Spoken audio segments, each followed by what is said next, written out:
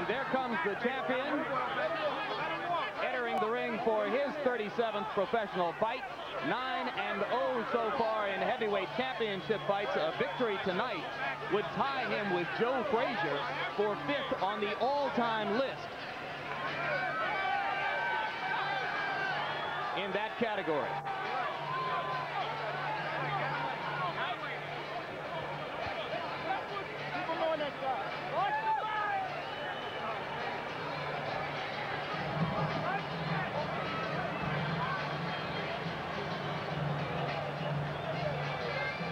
Directly in front of Tyson was Aaron Snowell.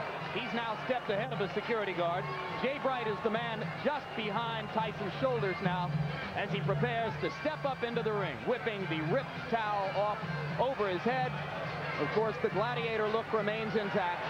Black shoes, no socks, black trunks, Mike Tyson.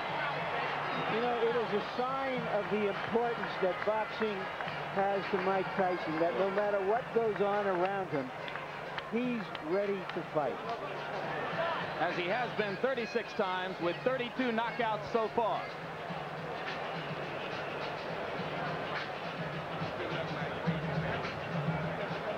Quickly now, and focusing on the beginnings of Carl Williams' strategy, which has to be the left jab, Ray Leonard's tip of the night. Well, the left jab speaks for itself. That's the key punch for Carl Williams, to keep that left jab in Tyson's face, keep him off balance, but most importantly, snap it and not bring it down too fast, because what's going to happen, Tyson should counter that left jab.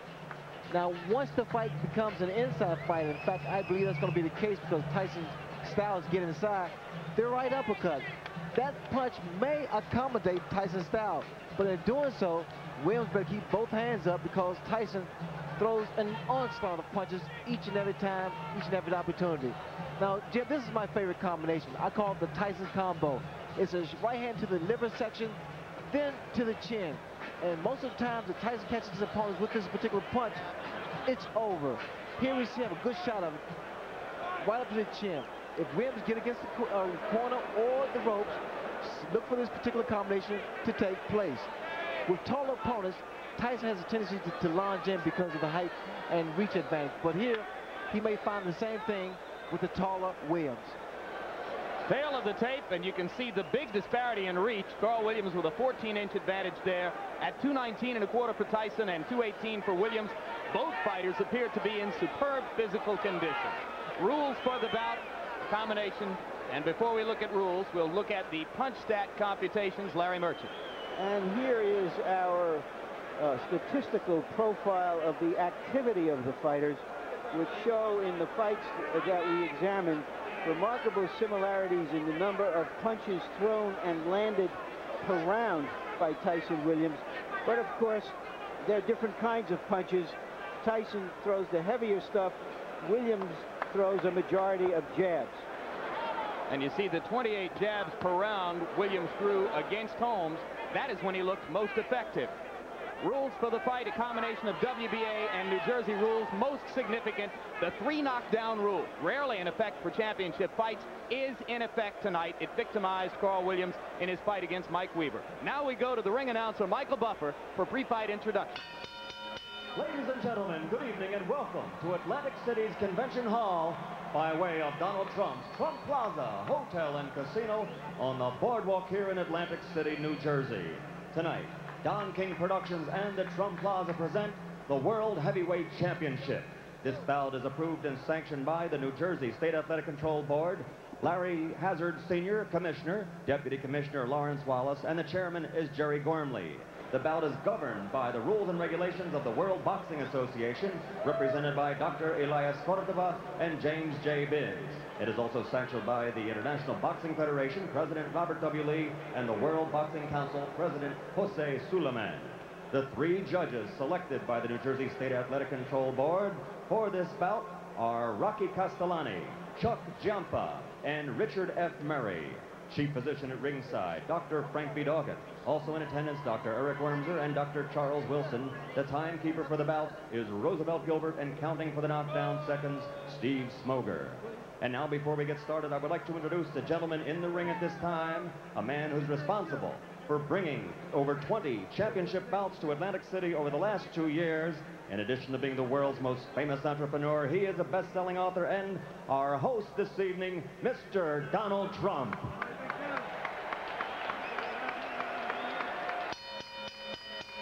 And now, ladies and gentlemen, from the Trump Plaza Hotel and Casino in Atlantic City, New Jersey, let's get ready to rumble. 12 rounds of boxing for the undisputed heavyweight championship of the world. The referee of this bout is Randy Newman. Introducing first, fighting out of the blue corner, wearing the white trunks with red trim, he weighs an even 218 pounds from Absecon, New Jersey. His professional record, 22 victories against only 2 defeats, 17 knockouts to his credit, and 14 of those 17 KOs within 5 rounds or less. Ladies and gentlemen, the #1 heavyweight challenger in the world today, Carl the Truth Williams.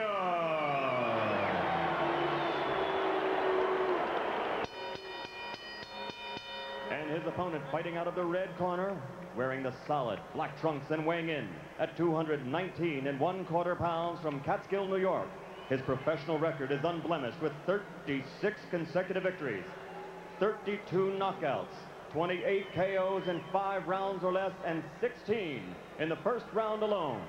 Ladies and gentlemen, presenting the undisputed, the undefeated heavyweight champion of the world, Iron Mike Tyson.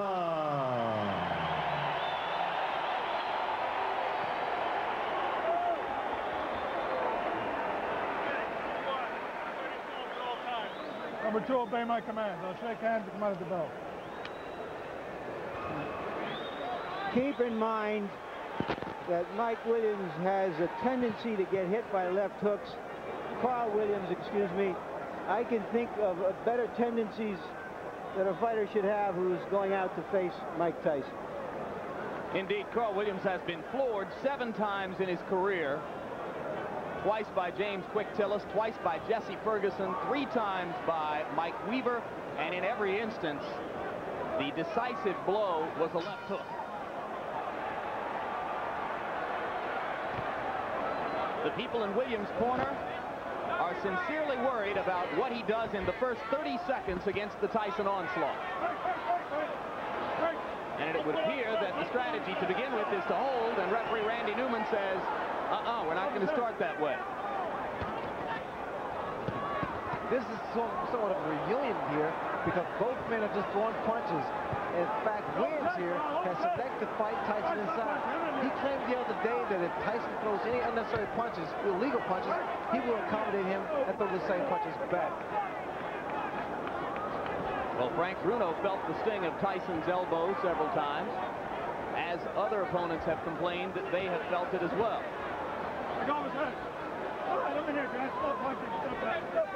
Because Williams' left jab is so strong, that should help him as long as he keeps that right hand up and watch Tyson's left hook, which is a powerful punch. That's it. Let him go.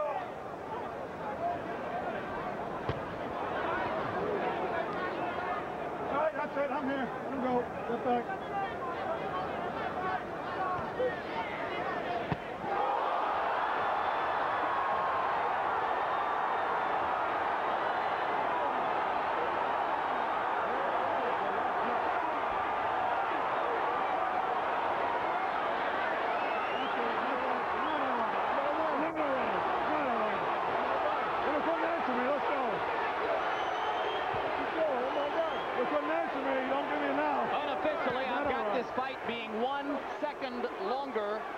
Tyson Spinks. 1:32 instead of 1:31. It was, as you started to point out again, Larry, a left hook. Williams was very unhappy at the end of that. Randy Newman, the referee, asked him a question, obviously about how he felt or what his name was or where he was, and apparently he got the wrong answer because he stopped the fight immediately. I didn't see any reason to stop the fight, and I'm curious to see what that answer was, and I'm going into the ring to see if I can find out. Good luck, Larry.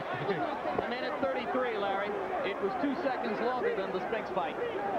The unofficial demarcation of the knockout comes at 1:33 of the first round. And you can see a disgusted Carl Williams who thinks that he should have been allowed to continue.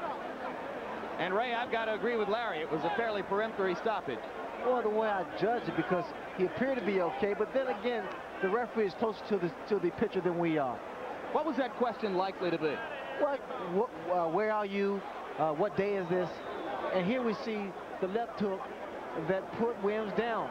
Williams had dropped that right hand, and I indicated earlier that the jab will be the key, but in throwing the left jab, he must also keep that right hand up and power. There's that left hook.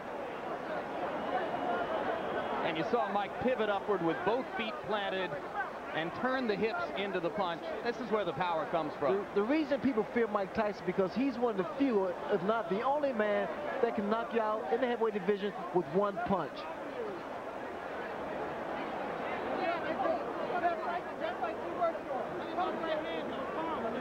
Here's another look at the devastating left hook.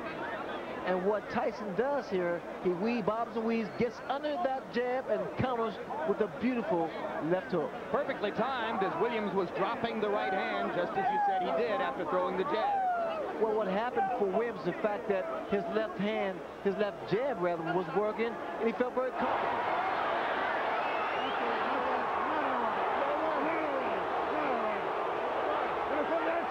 That was a look back at the conversation between Randy Newman and Carl Williams, which led to the stoppage.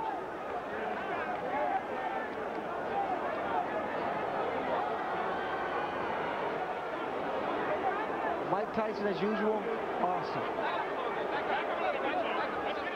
I'm reminded of a night in the Meadowlands in New Jersey when a referee stopped a bout between Mike Rossman and Victor Galindez. After a similar conversation, Rossman, the victim of the knockout, he chased the ref across the ring yelling, "What was the right answer?"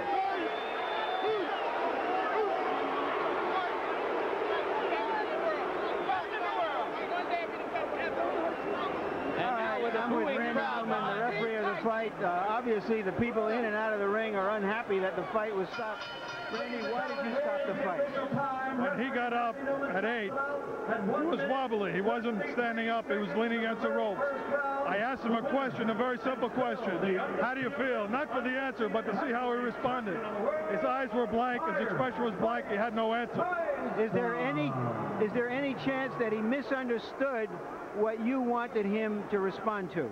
I don't think so. Let me tell you why. He's had a lot of professional fights and a lot of amateur fights.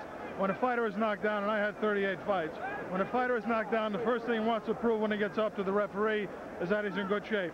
Number one, he wasn't standing on his feet. He was leaning on the ropes. Number two, he couldn't answer me. And number three, his eyes were dead. Thank you very much, Randy. And now back to ringside. All right, thanks very much, Larry, and thank you for pointing out that the crowd is booing, as there were obviously a fair number within this congregation who did not feel that the bout should have been stopped quite so quickly. Randy Newman with a decisive and clear-headed answer to the questions. He knows exactly why he did what he did. Well, Newman is a competent referee. In fact, that he must have saw something in Williams that we didn't apparently see. But from the outside looking in, it appeared that Williams got up and was able to compose himself. But then again, I think it's left up to the referee. And now we go back to Larry Merchant in the ring, I believe with the champion. Go, Larry. All right, once again, Mike, the interview has to be longer than the fight. I'm sorry about that. What happened from your point of view? Did you see him really dazed? Well, no, I noticed my trainers would tell me we're slipping and hooking.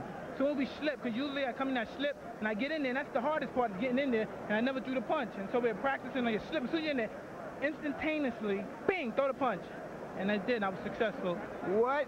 Were you surprised that he stayed on top of you as much as he did, that he didn't try to move? Oh, I loved it. I loved it. I just knew it took it just with a matter of time. I loved it. So you knew that as soon as he was doing that you were going to get a clean shot sooner or later. Exactly. And my punches were accurate and pinpoint. And I knew eventually I was going to get him. He has a reputation for getting hit with left hooks. Were you looking for that opening? No, I was very confident. I wanted to hit him, catch him with a good right hand. Believe me, my right hand is my favorite punch, but I never catch anyone with it. You know, it's my best punch, and I always hit guys with left hook. All right, we're going to try to take a look at the where's the monitor? At the monitor, if we can find it, so that we can determine what happened. Champion, non-pro. All right. Okay. It was a clean left hook. Did you? I mean, you sparred with him years ago. We know that it didn't mean anything. Were you surprised that he went so fast? Well, no. I knew if I catch someone clean, they'll go, regardless who they are. But you know, when the referee he hit him with a shot, it looked like he was able to get up. But I guess the referee called what he saw, because I didn't think he was hurt that bad. But I know I hit him with a clean shot. Speculate for me. How long would it have taken you to get him down a second time if the fight went on? Oh, no problem. I'd have been all over him. Maybe it's better that the referee did stop early. I would have been all over him. That's when I'm most dangerously, when I know I have someone hurt. For the record, Mike, I don't know if you know it, this fight went a couple of seconds longer than the Spinks fight. So far in this building, in the last 13 months, you've fought about 1 round and 2 fights. Well, it's good. I like coming in this building. I like being here. And Donald Trump, he don't play around. He pays that money up. And for this fight, Don told me if I knock him out, he'll pay me $100 grand. And I'm looking forward to that $100 grand. Who? Don is going to pay for you? Don King, yeah. $100 grand for a knockout. All right, we all want to be there when that happens. When is this going to happen? Right, in the post-press You conference. get oh, yes. My church can use some of that money. Yes. All right. Reverend Henry J. Payton, Holy Trinity Baptist Church. No doubt. Let's talk about, all right, now let's talk. You've talked about being in control of your career. Tell us what you think is next. Who is next? Well, I'm just taking it one step at a time. I'll fight anybody, you know what I mean? I don't discriminate from anybody. I'm the best fighter in the world, and there's no man that can beat me. Does this mean that Holyfield is or is not your next opponent? Well, he's in my future, but I don't think he's in my immediate future. But come on, Holyfield, don't matter. That's kids' play. So you think that you'll fight Holyfield like early next year, and you may have 1 or 2 fights before then? Most likely, but you know what I mean? If they can discuss our things with their people, we can fight in 2 weeks, 3 weeks. He caught a quick knockout, I got a quick knockout. We both still need to work. We didn't get any work. All right. Jose Ribalta was one of the fighters being considered for your next opponent, and he had a dreadful outing in a preliminary tonight. Did that eliminate him? Well, it looks kind of dreary for him, but you never know. If he have a couple more fights and he cleans up his act, he's always a good prospect. What about Douglas, who looked a little better, if not great, in another preliminary? He's been mentioned as a possible opponent. I take all comers. I don't duck any man. Can we assume that Michael Dokes is one of the prospects? All comers. Come one, come all, because nobody can get close to me. They're not even close. I'm the best fighter in the world. There's been discussions that today people from Israel have been offering you money to come and fight there. You've been reluctant to go abroad. Do you think that as a world champion, as someone who says, I'm the best man on the planet, that you will start to fight abroad? Well, eventually we'll do that, you know what I mean? But like you said, I'm not in a hurry to leave my country. You know what I mean? I love my country. I'm not in a hurry to leave anywhere. But you know what I mean? If things are right, I'll fight anyone in any place. In their backyard. How would you describe right now, you've got a lot of things past you, you've always been able to focus on fighting no matter what the other stuff has gone on in your life. Are you as content as you can be now with the situation that you have? I want to fight, and destruct the world because I'm the best fighter in the world. Thank you very much, Larry. Thank you. Jim? All right, Larry. Thank you, Mike Tyson. Thank you, Larry. And here is the man the boxing public waits to see Mike Tyson fight. A man who 6 days ago knocked out a pretender from Brazil named Adilson Rodriguez in 2 rounds and now waits to see when his turn is coming. Evander Holyfield, first things first. How did Mike look to you tonight? He was impressive. He hit the guy with a good left hook, took him out. He did a job well done. Would you have thought that he could knock Carl Williams out in 1 minute and 33 seconds? Well, you know, I felt that, you know, anybody could knock anybody out with a clean shot as well as he delivered. He delivered a good shot right on the button, got him out of there. In his interview with Larry Merchant, Mike acknowledged that you are not likely to be next on his list. He did not say for sure whether he would fight Jose Ribalta or Buster Douglas or Michael Dokes or any of the other names which are being bandied about, but he seemed to make it pretty clear that he's not going to fight you next. Are you getting impatient? No, I'm not getting impatient. My time is coming, and I will be ready when my time comes. When will you fight again? Well, it's all depending on how long is the wait. If the wait is 6 months or so, then I would take a fight in October. All right, so Evander Holyfield looks forward to a fight in October. Ray Leonard, your judgment of how long the public is willing to wait, and what does tonight's 90-second knockout do to the expectations regarding Tyson Holyfield? Well, what happens, it creates more and more of an aura and a persona for Mike Tyson, because what's going to happen now is the intrigue is whether or not Evander Holyfield can deal with the Mike Tyson. As far as he's concerned, he can deal with him. Is there any other fighter in the division who could pose a real test to Mike other than Evander Holyfield? I think it's a matter of economics and credibility, and Holyfield has that credibility. All right, Evander Holyfield, we thank you very much for your time. Congratulations on your victory last week. And we look forward to someday seeing you in the ring with the undisputed champ. Right now we go back up to Larry Merchant for more from the ring. Larry? Okay, I'm with Carl Williams and with his trainer, Carmen Graciano. Carl, starting from the beginning, why were you as aggressive as you were, which preceded the knockout? Well, I wouldn't call it a knockout. I wasn't knocked out. I mean, he knocked me down. The referee stopped the fight. I don't know why. I think politics is involved in all of that. I think they're just setting up the Holyfield fight. Now, I wasn't even hurt.